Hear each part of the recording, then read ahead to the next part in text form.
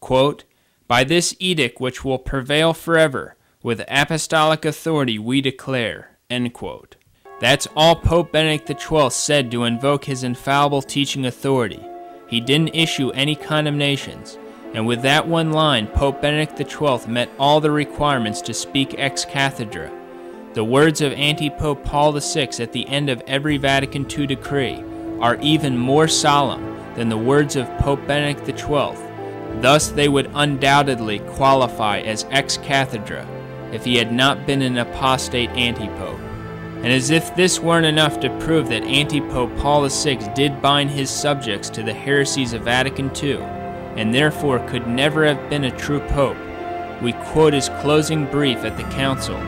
Paul VI, brief declaring council closed December 8, 1965. We decide, moreover, that all that has been established synodally is to be religiously observed by all the faithful, for the glory of God and the dignity of the Church.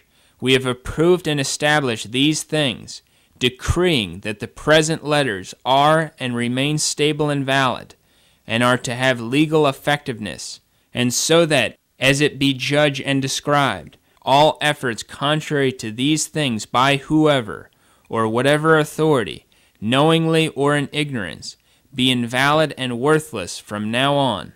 Given in Rome, under the seal of the Ring of the Fisherman, December 8th, the year 1965, the third year of our pontificate."